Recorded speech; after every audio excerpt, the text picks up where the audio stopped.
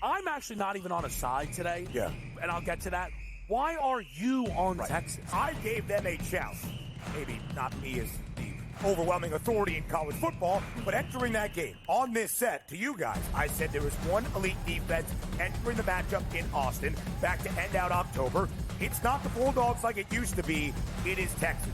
College football today, only on SportsGrid. Those guys, those rookies, the Pacom Daddiers, the Jacob Toppins, right? The Tyler Koleks, those young kids. He wants to get them that check. It means a lot to Brunson. And honestly, folks, it's going to mean a lot to this New York Knicks franchise that's never been back to the Eastern Conference Finals or the NBA Finals since 1999. Betting above the rim, only on SportsGrid. The Bostonian versus the Book. I remember one time, I don't know if Kenny will remember this, I said put 100 on, I think I left it on a text, put 100 on this horse that won, and then Kenny called me back later and goes, hey, I never got the text. And I'm like, no. Oh yeah. Remember that, Kenny? I would never stiff anybody. He texted me as they're loading into the gate, maybe, like it's too late. The Bostonian versus the Book. The NFL and college, they don't operate on the same timelines, right? UNLV's head coach just got, the Purdue job this morning, where I imagine, right, UNC probably needs to know from Bill. And let's say it's late December, and we see 7, 8 teams open, and none of them want Bill. Then Bill's got to make a decision. Does he want to be a college head coach? Pro Football Today, only on SportsGrid.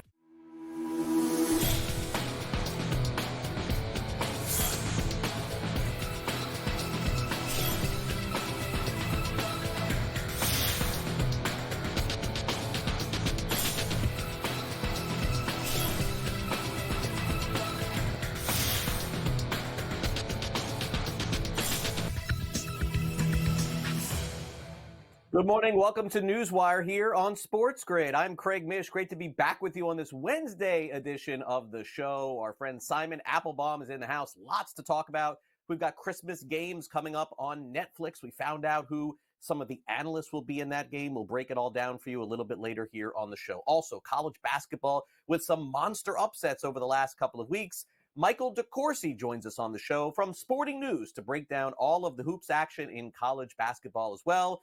And with the baseball winter meetings going on in Dallas, we actually had some activity going on this year, unlike last year. So unlucky me, not going this year and went last year too. Let's start off with the pivot. I'll call it the pivot. From Juan Soto, there really is no pivot for the New York Yankees, but they did get a very solid number 2 starter in Max Fried, who fronted the Atlanta Braves rotation for a number of years. 8-year contract for Max Fried. He will now pitch in the Bronx alongside Garrett Cole. They've got their 1-2 punch as they move forward into the future. Fried had a stellar career with the Braves, but it did not appear that the Braves were particularly interested in matching any offers or even coming close in this one. They were not even mentioned. Max Fried, new pitcher for the New York Yankees from the left side, Garrett Cole now from the right side. Meanwhile, it was reported yesterday by Robert Murray of Fansided that the Rangers have re-signed Nathan Eovaldi, their very popular pitcher who, of course, helped them win a World Series a couple of years ago. He will return to Arlington, and he is now officially off the free agent wire. Now, yesterday in baseball, we did see some very peculiar happenings with the draft lottery, something that has happened now a couple of years in a row. The 2 teams with the best chance to get the number 1 overall pick in the draft didn't get number 1 or number 2. In fact, the Colorado Rockies and Miami Marlins probably seething a little bit today to see the Washington Nationals get the number 1 overall pick in the draft. The Los Angeles Angels will pick number 2 in the draft. Also a trade yesterday in baseball. The Miami Marlins send infielder Jake Berger over to the Texas Rangers. In return, Miami gets 3 prospects. And also the Blue Jays have traded for Guardians second baseman Andres Jimenez. They acquired Spencer Horwitz in the deal. And Horwitz looks to be on his way to Pittsburgh for Luis Ortiz. So lots of trades happening and free agent signings, as well as the winter meetings wrap up tomorrow. Joe Burrow played Monday Night Football at such a high level, couldn't be paying any attention to what was going on at his house. How about this report yesterday that his home was being broken into during Monday Night Football. I guess the robbery attempt, they knew exactly what they were doing. No one was injured in the break-in, but they knew he wasn't home. The home was ransacked by reports, according to Hamilton County Sheriff's Office. Deputies haven't been able to determine exactly what has been stolen, but we know that Patrick Mahomes had his house broken into, and Travis Kelce, Bobby Portis in the NBA. It seems like these hooligans are, jumping into places where the players aren't when they're not at home. Penn State police will not charge Jason Kelce over a phone incident before a game. Kelce was seen smashing a cell phone, but the person was hurling slurs at him right before and all kinds of stuff. This guy, unfortunately, I think he kind of had it coming. Now, this guy did not have it coming. Demarion Overshone, who's been fantastic on the defensive end for the Dallas Cowboys, has played his last game this season. He tore his ACL, his MCL, and his PCL. He's going to have surgery, and he will miss at least the rest of this season, if not going into next year as well. And also the Pittsburgh Steelers heading into a showdown with the Philadelphia Eagles on Sunday. Looks like they will not have their top wide receiver, George Pickens. As Mike Tomlin said, you could probably consider him doubtful going into the weekend. Meanwhile, great player on the Toronto Raptors is going to miss time as well. Scotty Barnes having a fantastic start to the season, 20 points a game, 8 rebounds, 7 assists. It's being reported by ESPN that he's going to miss several weeks with a right ankle injury that he suffered on Monday. Bad news for Toronto. Hopefully they'll get him back at some point in the coming year. Also, the Bucks have eliminated the Magic from the NBA Cup. They won 114-109. Giannis had 37 points. And Giannis, after the game yesterday, very specifically saying that it has been a number of close games that they've played, which really helped them in that situation last night. You get used to it. We've played a lot of close games all year long. I don't think we have not played a close game. Maybe if we lose by 15 in the first couple of games of the season that we did. I think the other not close game was against Detroit, at Detroit. The other 20 games we've played, it's a close game. So you get extra reps. Down the stretch how to navigate everything as a team. There's times that we don't play well down the stretch, and there's times that we play better. And I think the difference maker is when we down the stretch, when we play as a team, we move the ball, and we go to the second action, we set screens, we roll, guys out there in the spots, and we shoot the ball with confidence, and we play team basketball. We are more effective, we are better, we are able to get wins. When we are trying to play hero ball, which at times we have very, very capable players that can do that. Me, Dame, Chris, now that he's back, until he gets his rhythm back, and he's as I said, he's getting older. I'm joking, but we have players that can do that. But at the same time, we have to go with the mindset of playing together, playing for one another, and at times it will happen. That will take place by itself, Right now we have the quarterfinals of the NBA Cup set to go off tonight. The Knicks are a very big favorite against the Atlanta Hawks, 7.5 going into this game tonight. And also the Warriors are 2-point underdogs on the road in Houston. The winner goes to the semifinals. In college basketball, the new number one team in the country this week is Tennessee. They win easily last night at the tournament in Madison Square Garden. 75-62 was the win there. Also, John Calipari's Razorbacks win as 3.5-point underdogs. 89-87 against number 14 Michigan, arguably one of the biggest wins since John Calipari has joined the Razorbacks. What I did at this time in my life, in my career, this was perfect. First page in the first chapter of a new book, and it's an adventure. And I'm going to have fun and enjoy it. I'm happy. Do I look happy? We lost. I wonder if I'd have been happy. But throughout the game, I'm happy. These guys, I love coaching this group. I got a job to do. Now, just so you know, we have not been healthy. Today, Adu Thiero should not have played. Was anybody at our shoot-around? He couldn't go in the shoot-around. I asked him for 10 minutes. Just give me 10 minutes. And I took 21. John Calipari getting a very big win yesterday. Good press conference, too. Trey White, 23 points, 8 rebounds.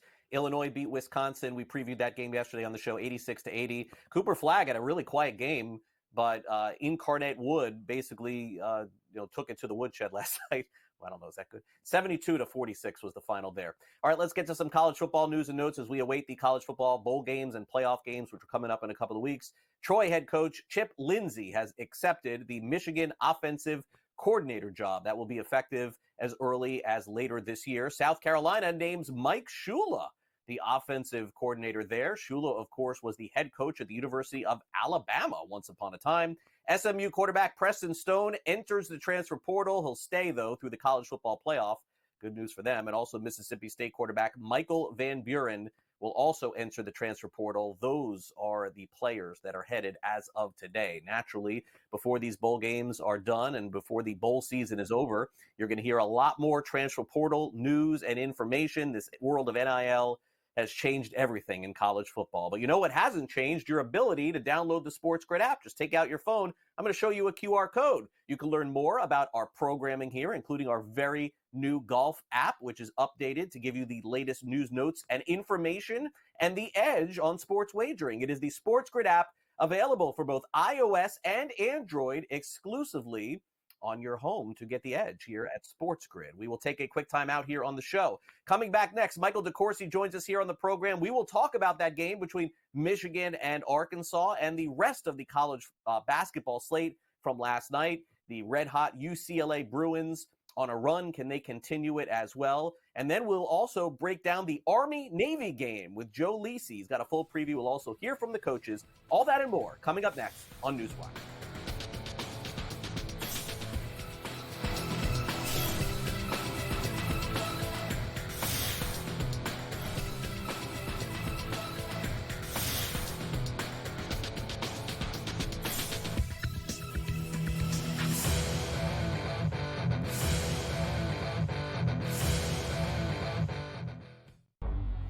Two guys that can do it all. Too much electricity this morning. This is a good time. We're having a lot of fun. I had to do a triple take. Ka-ching!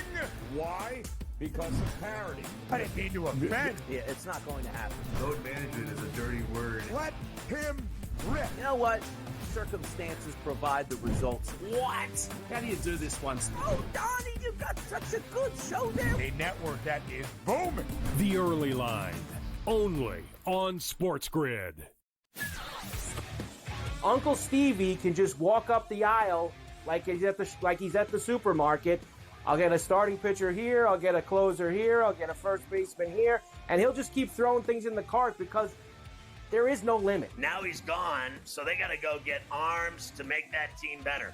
Because the bottom line was they were just outclassed by the Dodgers. Let's face it, they got their ass beat. Pharrell Coast to Coast, only on SportsGrid. OU is definitely better than Syracuse. Miami's lost by 4 and by 5. But that offense is so good. Right. You cannot run away from them. But the perception is, if we're talking about those two teams, Oklahoma's just this blue blood program, and Syracuse and Georgia Tech are not. Right. So that's why we give you a reason to keep out Miami from the playoff. Game time decisions, only on SportsGrid. How do you find some of this great talent that you've brought in, who are still early in their career, might not have a ton of tape on them yet? I've been around this business, man, for almost 20 years. So a lot of these guys will tell you that I popped into a lot of gyms, sparred, or just worked on the side, or, kind of worked out, just watching. I've always loved this sport, man. I think it's the greatest. And we want to continue to put on the next up-and-coming superstars. We know we got them. Only on SportsGrid.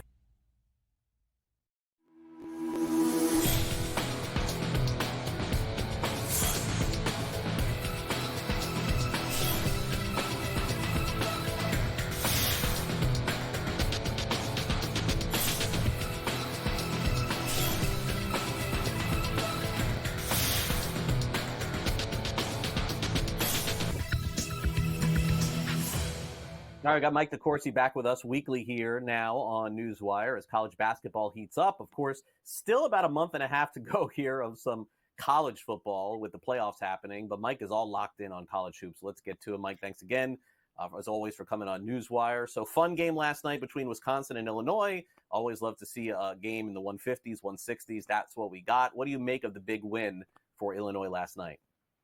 Well, Illinois has so many assets on offense, Craig, and that's a real challenge for teams that are playing against them. You have to find a way to drag the whole operation down, because if you let one player pop off, in this case, Trey White, who had scored only 4 points combined in the previous 2 games, but he showed what he's capable of in that Wisconsin game. Yakachonis, is such a great point guard for a young player, and is so difficult to defend that he gets his teammates high-quality shots. It was a lot for Wisconsin to handle.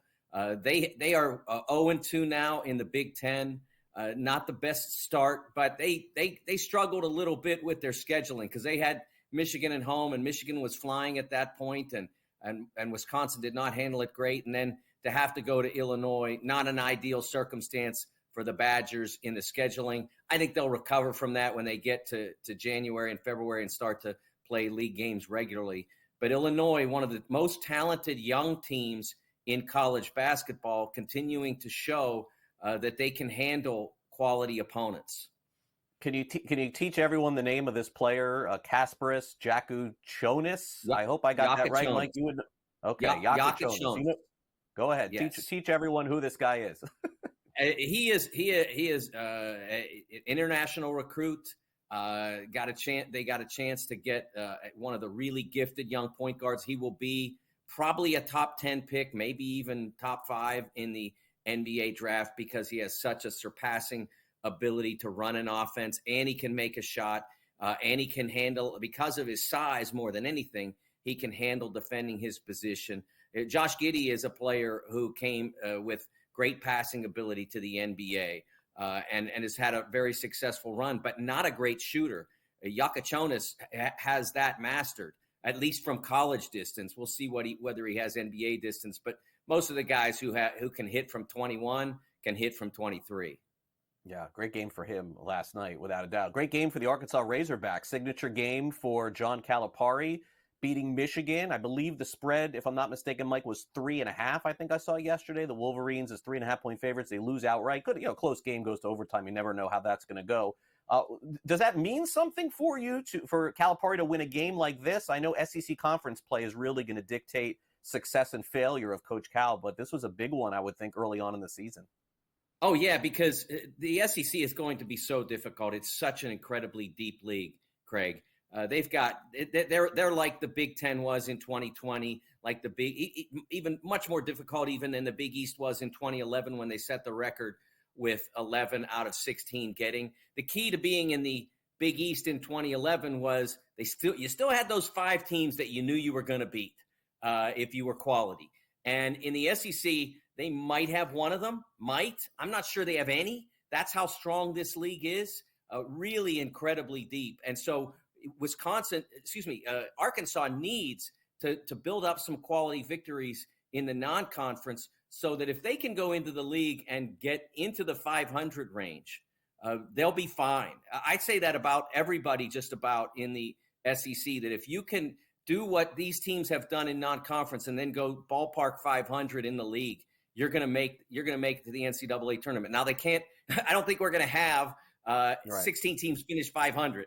But if you can be in that neighborhood, you can. And Arkansas getting such a great game out of DJ Wagner, has to be excited about that. People have been waiting for that DJ Wagner to emerge at the college level since he enrolled at Kentucky a year ago. All right, let's take a look real quick and move over to the Big Ten now. Look at the standings. Maybe people will be surprised who's at the top. Of course, Big Ten looks completely different than it has in the past. UCLA might get the top at 8-1. Michigan State, no surprise there, 8-2. Michigan with the loss, 8-2 as well, followed by Indiana, Oregon, who just lost to UCLA, and Maryland. So, in looking at a lot of the publications and going over top 25 stuff, I did not hear UCLA mentioned all that much. So is this early season good fortune, or are they legit? Well, I think that they are a very powerful team physically. Defensively, they're going to be difficult to play against. Offensively, it's a labor. They have to find somebody who's going that night. And they did against Oregon. They were able to get enough offense done. But that was a road win. And road wins in the Big Ten are going to be precious. You look at those standings, what stands out is we only have 4 undefeated teams already, and there are 18 teams in the league, and they've only played 2 games for the most part. So that shows you how much balance there is going to be, how difficult it's going to be to beat anybody on the Big Ten road. To be able to go into Oregon, which was previously unbeaten, and get a victory, that was huge for the Bruins. All right, now let's close it out. And you made good notes on Kansas with us over the last couple of weeks. So I guess we shouldn't have been so surprised when they lost that game, not just to Creighton, but backed it up with that game against Missouri too, 76-67. No longer the number 1 team in the country. We've seen ebbs and flows with Kansas through the years, Mike. What do you make of this latest brief losing streak? Well, I think they're still going to be fine, but I never thought that they were going to be national championship good. That was my point. I think what we're seeing reinforces that somewhat. They have a challenging non-conference schedule. They did it. They chose to play these difficult teams, and they're going to take a few L's. I was surprised, honestly, by each of those results individually because Creighton was somewhat damaged by injury. And Mizzou had not played great since their victory. I mean, they won all the games, but they hadn't played a lot of great opponents since they lost their opener to Memphis. But Kansas is struggling to find a rotation that works for them, especially on the perimeter. Mike, great stuff as always. Good call on that. And we'll see how it all works out in March, I guess. Still some time to go before that. Mike, thanks again for coming on NewsWire. Really appreciate it. All right, coming up next, it is the preview of Army and Navy, the 125th edition of this game. Joe Lisi will be on the air Saturday morning previewing it, and he previews the game next.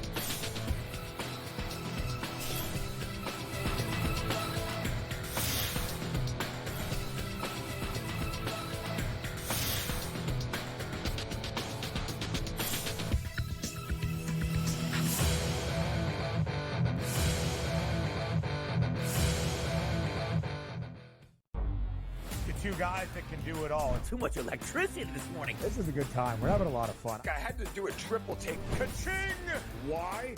Because of parity. I didn't mean to offend. Yeah, it's not going to happen. Load management is a dirty word. Let him rip. You know what? Circumstances provide the results. What? How do you do this one? Oh, Donnie, you've got such a good show there. A network that is booming. The Early Line, only on SportsGrid. Uncle Stevie can just walk up the aisle like he's at the supermarket. I'll get a starting pitcher here, I'll get a closer here, I'll get a first baseman here, and he'll just keep throwing things in the cart because there is no limit. Now he's gone, so they got to go get arms to make that team better. Because the bottom line was they were just outclassed by the Dodgers. Let's face it, they got their ass beat. Pharrell Coast to Coast, only on SportsGrid. OU is definitely better than Syracuse. Miami's lost by 4 and by 5. But that offense is so good. Right. You cannot run away from them. But the perception is, if we're talking about those two teams, Oklahoma's just this blue blood program, and Syracuse and Georgia Tech are not. Right. So that's why we give you a reason to keep out Miami from the playoff. Game time decisions, only on SportsGrid. How do you find some of this great talent that you've brought in, who are still early in their career, might not have a ton of tape on them yet? I've been around this business, man, for almost 20 years. So a lot of these guys will tell you that I popped into a lot of gyms, sparred or just worked on the side or, kind of worked out, just watching. I've always loved this sport, man. I think it's the greatest. And we want to continue to put on the next up-and-coming superstars. We know we got them. Only on SportsGrid.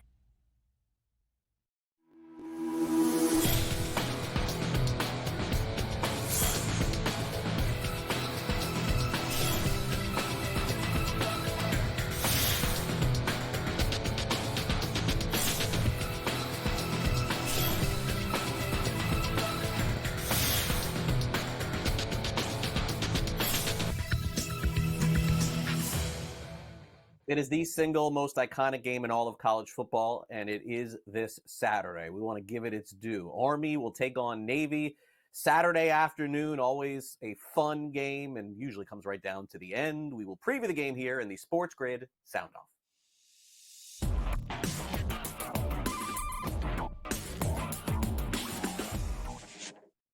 As I said, it's the 125th edition of the Army-Navy game. A game, by the way, that generally used to be dominated by Navy for many, many years.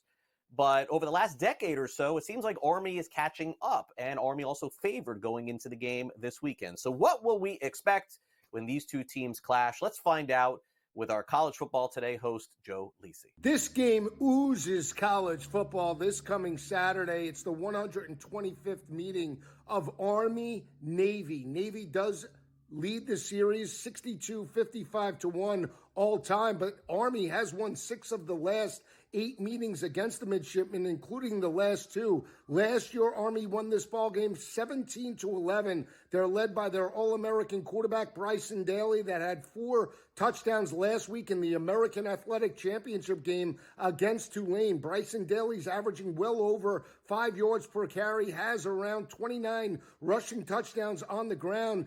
Army won 35-14 against Tulane. They rushed for over 200 yards in that battle. Navy, on the flip side, is averaging 32 points per game and has their star quarterback, Blake Corvac, hitting on all cylinders. Should be a dynamic battle this coming weekend. Early on, I'm calling for points. Give me the over in Army-Navy. Now, Craig, back to you. All right, the over is, I like that Joe likes it. Usually this game is an under, Joe. We're going to have to check back with Joe on Saturday to confirm that one. All right, let's get to Navy head coach Brian Newberry. Very familiar with the pageantry that goes into this game between Army and Navy, but Newberry says that he is solely focused on winning the game against Army. Obviously, as Naval Academy, we've got to be pretty unique and different in what we do. And, schematically, you try to find ways to equalize the playing field a little bit. And so, traditionally, if you follow any of the academies, what they've done offensively is unique with the triple option. And so there's certainly an element of that in regards to what we do. And the same thing defensively. We want to be unique and different. I got here in 2019 as defensive coordinator and Bernie kind of a unique system. And we want to be extremely hard to prepare for. We want what we do schematically to be able to equalize things a little bit. We've got really smart kids here at the academy, so it allows us to maybe do a little bit more than maybe you would at some other places. And so unique in what we do, but I think what sets us apart is how we do it, with the intangibles. And got phenomenal young men in our program. We recruit the best and the brightest, from all over the country. And, young men that are willing to serve their country. And so that makes them unique and different. It's a special place. It's a special bond these kids have here. It's a special brotherhood. And what we do is unique, right? How we do it is what makes it go, though. A lot of people familiar with this game. Lots of running, not a lot of passing, as he said. A lot of different things go into this game in order to win. So it's all hands on deck, not just for Navy, but of course for Army. And head coach Jeff Monken is also ready for this matchup, considering how popular this game is across the country, even referred to the fact that a book has been written about it. Describe the Army-Navy game to someone who's never seen football or never seen American football. Wow. People have written books about this game.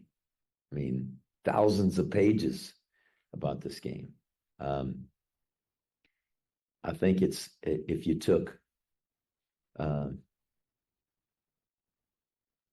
two groups of people that had a great disdain for each other, wanted to beat the other guys across from them so badly they were willing to do just about anything to see that happen. And we handed everybody a sledgehammer and said, okay, this side, you get to hit that side as hard as you want with a sledgehammer. And after that swing, the other side, they get to hit this side with a sledgehammer as hard as they can possibly hit you. And we just keep doing that until there's only one guy standing and his team gets to win. That's about what this game is. It is just an absolute brawl. It's a sledgehammer fight for the entire duration. And it's what makes it awesome. It's a great game. Are you pumped up for that game? I know I am. I'll be watching Saturday afternoon. We'll be right back with Sam McQuillan from Legal Sports Report next.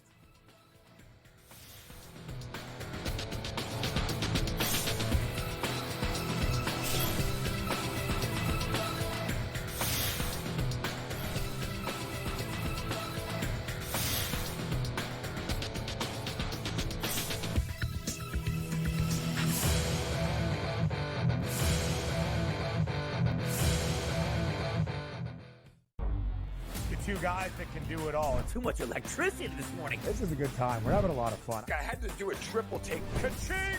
Why? Because of parity. I didn't mean to offend. Yeah, it's not going to happen. Load management is a dirty word. Let him rip. You know what? Circumstances provide the results. What? How do you do this one? Oh, Donnie, you've got such a good show there. A network that is booming. The Early Line, only on SportsGrid. Uncle Stevie can just walk up the aisle like he's at the supermarket. I'll get a starting pitcher here, I'll get a closer here, I'll get a first baseman here, and he'll just keep throwing things in the cart because there is no limit. Now he's gone, so they got to go get arms to make that team better. Because the bottom line was they were just outclassed by the Dodgers. Let's face it, they got their ass beat. Pharrell Coast to Coast, only on SportsGrid. OU is definitely better than Syracuse. Miami's lost by 4 and by 5. But that offense is so good. Right. You cannot run away from them. But the perception is, if we're talking about those two teams, Oklahoma's just this blue blood program, and Syracuse and Georgia Tech are not. Right. So that's why we give you a reason then to keep out Miami from the playoff. Game time decisions, only on SportsGrid. How do you find some of this great talent that you've brought in, who are still early in their career, might not have a ton of tape on them yet? I've been around this business, man, for almost 20 years. So a lot of these guys will tell you that I popped into a lot of gyms, sparred or just worked on the side or, kind of worked out, just watching. I've always loved this sport, man. I think it's the greatest. And we want to continue to put on the next up-and-coming superstars. We know we got them. Only on SportsGrid.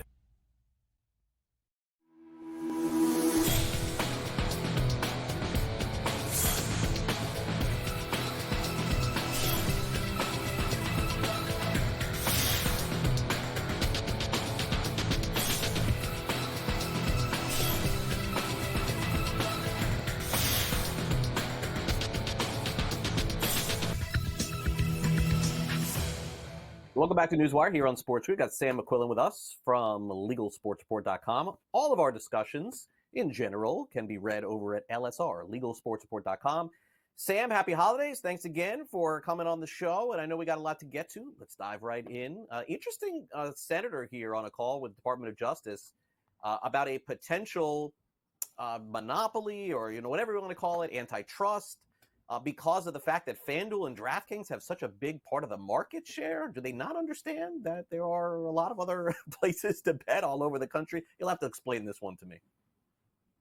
Yeah, Craig, pretty interesting news happened late on Friday. 2 U.S. Senators, Mike Lee of Utah and Peter Welch of Vermont, one a Republican, one a Democrat, writing this letter to the Department of Justice and the Federal Trade Commission, basically asking them to investigate DraftKings and FanDuel for antitrust violations. The letter cites only one source, a Temple Law article that mentions that DraftKings and FanDuel have used their lobbying group, the Sports Betting Alliance, to essentially, allegedly, coerce their partners into not allowing other competition into the market, to use kind of their relationships, weaponizing that group against other people in the market. Now, it's really interesting for a number of reasons. We can start with the fact that whoever is at the Department of Justice right now and whoever is at the FTC right now, I would say almost 100% certainty is not going to be there in January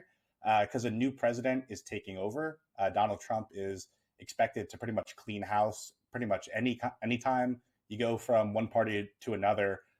They appoint a whole new slew of agencies overseeing these things. So it's sent to these lame duck groups. And then to go further than that, the Sports Betting Alliance, which is named in the letter that says it kind of allegedly has been used as a weapon, they also represent a lot of competition of DraftKings and FanDuel, notably BetMGM and Fanatics. So the letter kind of says that DraftKings and FanDuel have been using this group that also represents some of their competition. Pretty kind of eyebrow-raising stuff here. Now, DraftKings and FanDuel, like you mentioned, do have about 77% of the market. Americans have had the freedom to choose whatever sports betting apps they want. You have had a bunch of new sports betting apps pop up over the last year, even as the market consolidates, Fanatics has a ton of capital. They bought PointsBet. They're backed by Michael Rubin, who's a billionaire. Bet365 is now expanding in the U.S. They're one of the largest global gaming operators. So you kind of are wondering what competition specifically are they accusing DraftKings and FanDuel of kind of working together to go against here. Now, the letter does mention that the two groups tried to merge in 2016, back before sports betting was legal beyond Nevada, but that was blocked by the FTC at the time, saying it would create a monopoly over the fantasy sports market. Obviously, DraftKings and FanDuel are much more focused on online sports betting now than they were back then with fantasy sports, but going to be interesting to see what comes of this. There's also a call for a Senate Judiciary Committee hearing next week, which is going to involve these two senators as well. So maybe they'll provide some more color there during that commentary. All right, we'll keep an eye on that. We'll have Sam back on the show next week and talk about it. Also, you can read more about this next article over at LegalSportsReport.com. And I think we need to educate people a little bit, Sam, about this class action lawsuit.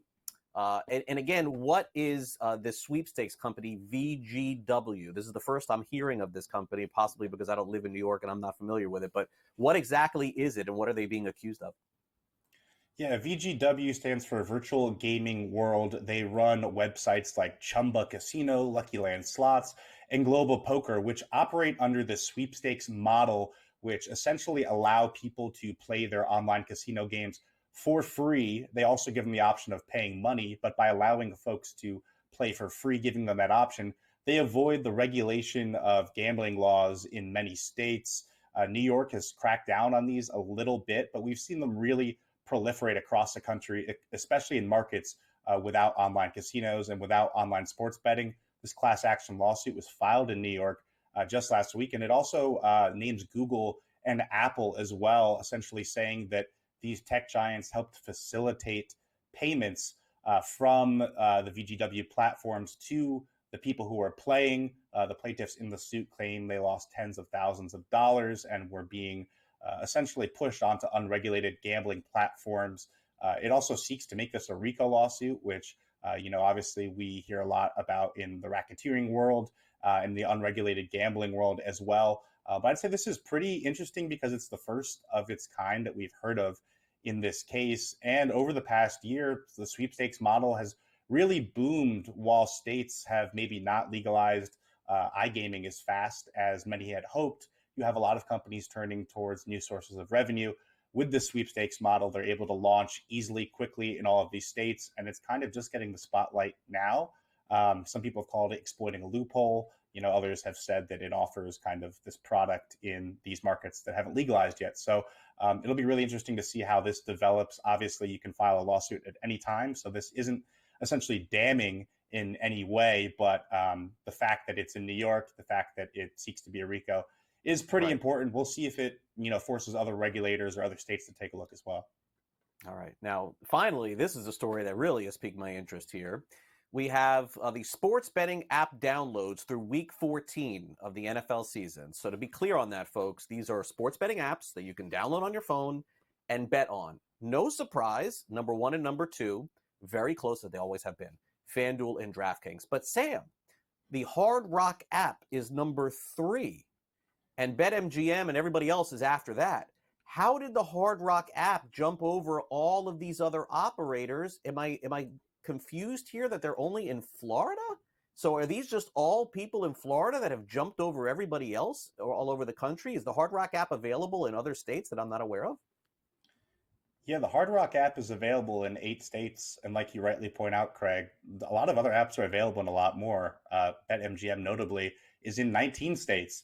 And all season, it's been neck and neck, back and forth with BetMGM and Hard Rock. But what this really shows is being the only game in town in Florida, which is the largest sports betting state at 6.5% of the population, has been really key for Hard Rock, while you have other companies kind of struggling to keep up.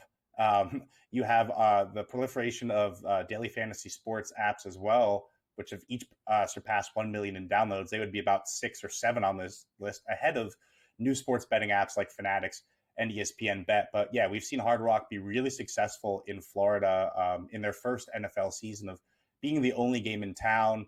I would expect those numbers to continue to grow. Notably, Hard Rock has also said we're not entirely opposed to having other apps in the market as Right. well. Obviously, if they're doing so well with just being in Florida right now, they'd want to make sure they really have a good deal and really monetize that well going forward. But what it shows is sports betting is obviously really popular in Florida, as you know. And it's interesting to see BetMGM kind of try to play catch up here while everybody else falls down. I'd credit BetMGM for their technological advancements that they made ahead of this NFL season.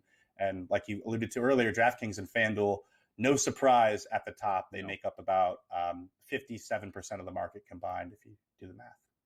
Yeah, it's sort of stunning to me that the state of California doesn't just simply look at that share, that 6.5%, and the Hard Rock being there, and whether it is the Hard Rock app, which I would doubt, or one of the other Indian tribes to not take advantage of this and get this thing going in California, where the amount of money is possible out there just via the Hard Rock app here in Florida. Thanks again, Sam, for coming on NewsWire. Really appreciate it. We'll catch up again next week. Yeah, thanks a lot, Craig. Happy holidays. All right, you too. Sam McQuillan from Legal Sports Report. Quick note from the National Football League. I know a lot of you are getting ready for your fantasy football playoffs. I know I am. 2 leagues. I am right in the thick of it here. In both of my leagues, though, I have running back Breece Hall of the New York Jets. I have him in both of them. And today, the interim head coach of the Jets stated that Hall is still feeling it a little bit, still going through it, so to speak. And today is Wednesday. So they'll keep it out in those injury reports going into the weekend. And also don't forget, the NFL returns tomorrow night with San Francisco taking on Los Angeles. We'll be back with Simon Applebaum next.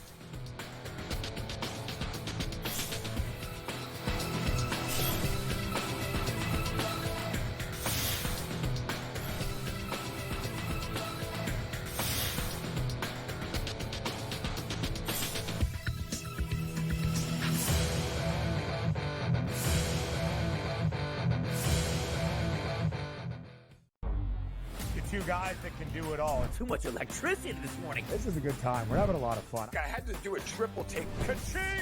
Why? Because of parity. I didn't mean to offend. Yeah, it's not going to happen. Load management is a dirty word. Let him rip. You know what? Circumstances provide the results. What? How do you do this one? Oh, Donnie, you got such a good show there. A network that is booming. The Early Line, only on SportsGrid. Uncle Stevie can just walk up the aisle like he's at the supermarket. I'll get a starting pitcher here, I'll get a closer here, I'll get a first baseman here, and he'll just keep throwing things in the cart because there is no limit. Now he's gone, so they got to go get arms to make that team better. Because the bottom line was they were just outclassed by the Dodgers. Let's face it, they got their ass beat. Pharrell Coast to Coast, only on SportsGrid. OU is definitely better than Syracuse. Miami's lost by 4 and by 5. But that offense is so good. Right. You cannot run away from them. But the perception is, if we're talking about those two teams, Oklahoma's just this blue blood program, and Syracuse and Georgia Tech are not. Right. So that's why we give you a reason then to keep out Miami from the playoff. Game time decisions, only on SportsGrid. How do you find some of this great talent that you've brought in, who are still early in their career, might not have a ton of tape on them yet? I've been around this business, man, for almost 20 years. So a lot of these guys, I tell you, I popped into a lot of gyms, sparred or just worked on the side, or kind of worked out, just watching. I've always loved this sport, man. I think it's the greatest, and we want to continue to put on the next up-and-coming superstars. We know we got them. Only on SportsGrid.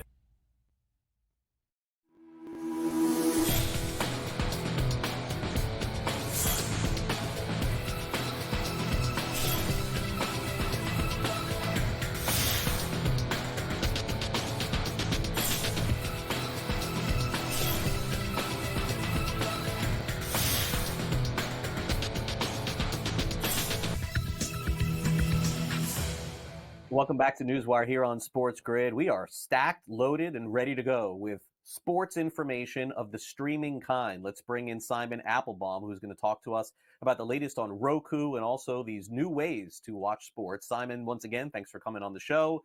I know we got a lot to get to here. We could start in a number of different directions, but naturally, I know that you have a lot to discuss with us as well. Absolutely. And let's start with these animated games, one of which took place this past Monday night with Monday Night Football for the first time, doing an animated game that was on ESPN Plus and Disney Plus. I saw a chunk of the game. It looked very, very good. Drew Carter, the play-by-play person, having the call of Lisa Simpson scoring a touchdown on Monday night was terrific. You can see that it's been picked up virally on YouTube. And also last night, we had the True TV Max basketball game, the NBA in-season tournament, which had stats on the screen superimposed so you could check up on different players and so forth. We are seeing a real explosion, Craig, of these alternate casts, particularly animated games or games where you have stats superimposed on the TV screen. Coming up next Saturday, when the Chiefs play the Texans on NBC, Peacock is going to run their first alternate telecast. It's going to have a feel like Madden NFL, the NFL electronic game. They're going to have overlays of player profiles, possible strategies. Paul Burstmeister's going to make the call. It's going to be a very interesting game. And then on Christmas Day, for the very first time, we will have an NBA Christmas Day game presented simulcast in animated form on ESPN Plus, Disney Plus, and ESPN2.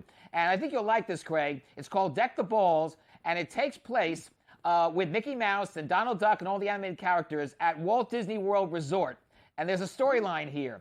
Mickey Mouse asked Santa Claus, gee, I'd like to have an animated game Christmas Day with the New York Knicks and the San Antonio Spurs at the Magic Kingdom at Walt Disney World Resort. So voila, they're going to get it. Santa's going to operate the Skycam. Santa Zell's going to operate the cameras. Drew Carter, by the way, who did the Simpsons game Monday night, he'll be doing it again, play-by-play on this game. It's going to be on at 12 noon Eastern Time. So when you have this game, the Christmas Day games with the NBA on ABC and ESPN, and the NFL games on Netflix, it should be one whale of a very interesting, alternative, unique mega content service Christmas Day. All right. Well, I'll be watching. I know that. I'll be hosting live here on SportsGrid on Christmas Day, as I have the last few years. In fact, since we started SportsGrid, I've been hosting on that day. Okay, so Roku TV, very popular, as we know, one great streaming service after the next.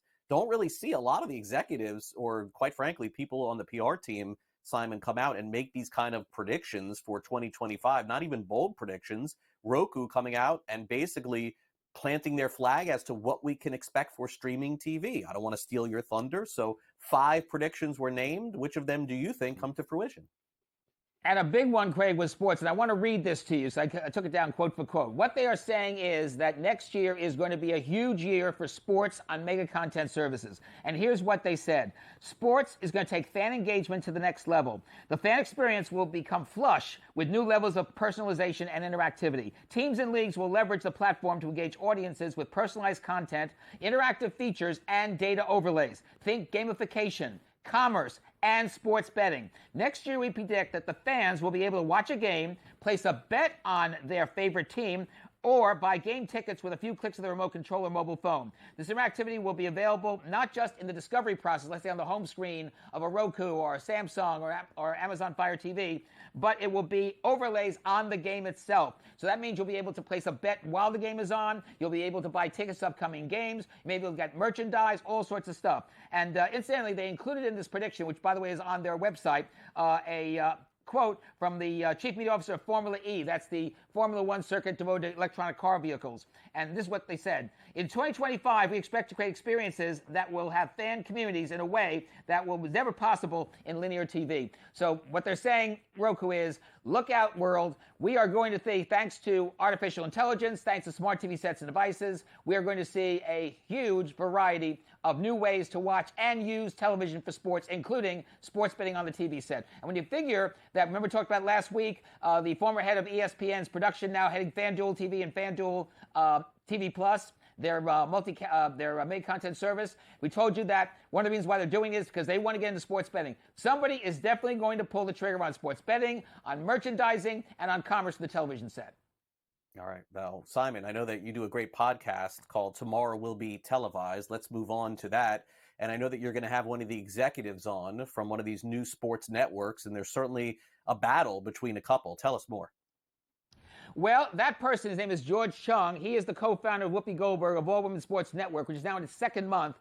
He was on our show this past Friday. You can catch the replay on TalkShoe, as well as YouTube, Facebook, and a lot of podcast sites. Basically, All Women's Sports Network is presenting live women's sports round the clock from all over the world, including field hockey, judo, a lot of sports that you only see during the Olympics. They are now, in addition to being on Vizio when they started, they're on Amazon Fire TV, they're on Roku. They're going to run 2,000 hours of live sports a year. They are talking with potential women's sports leagues here in the United States and elsewhere to get them on throughout 2025. And now you have them up against Women's Sports Network, which has been running Professional Women's Hockey League, a lot of USA sports networks. And it'll be interesting to see how these two sort of wind their way through 2025 and get more public. But keep your eye on both these services. I think they could have a very big battle and a very big 2025. Fair enough. Simon, we got a minute to go here. I know there's been a battle for sports streaming rights and television rights in Chicago. A lot of movement going on with a lot of these different teams, the Bulls, the Blackhawks, etc. How will this whole thing work out? I think they want more audience. They realize, hey, we do not want the continuation of people pulling the umbilical cord on cable and satellite. They're going to smart TV sets and devices. So I think this is a move to try to, A, get more subscribers, B, try to get more advertisers, and B, try to make Chicago a big one sports network town again. And then finally, Army-Navy this week, Simon. I know this will be one of the most watched college football games of the year.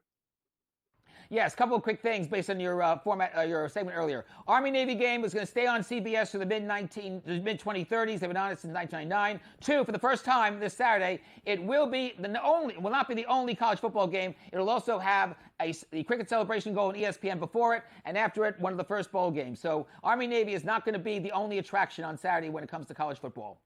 All right, more college football, better for us. Thanks, Simon, for coming on NewsWire. I really appreciate it.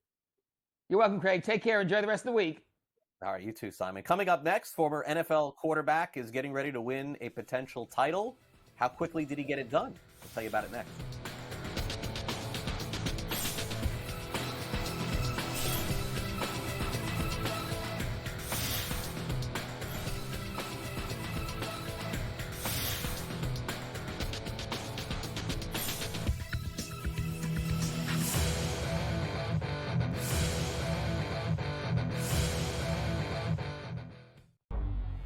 Two guys that can do it all. Too much electricity this morning. This is a good time. We're having a lot of fun. I had to do a triple take. Ka-ching!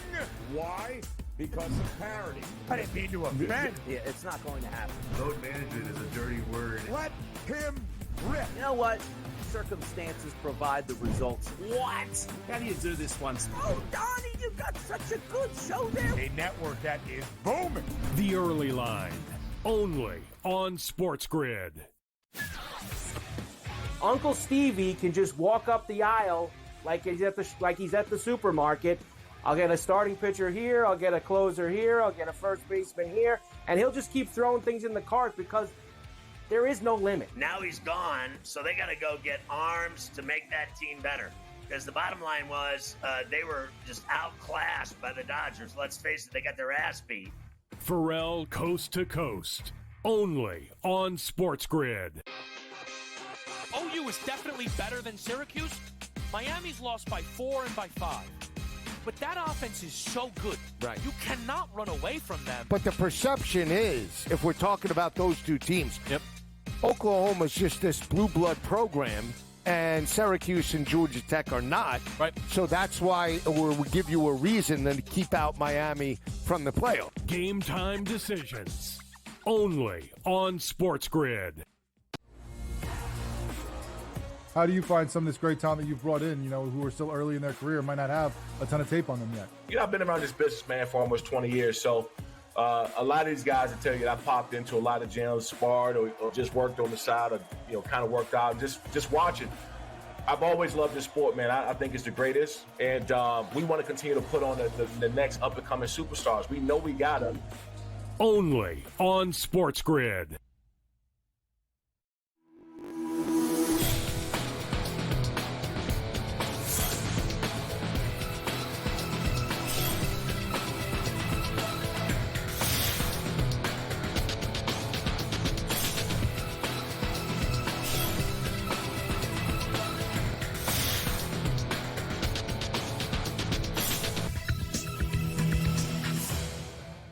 Welcome back to NewsWire. Imagine going back to your old high school after playing in the pros and leading your team as a coach to a national title.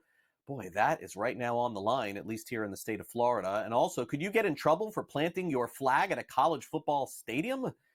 That seems a little bit weird to me, especially from the legal point of view. Let's get to our last licks.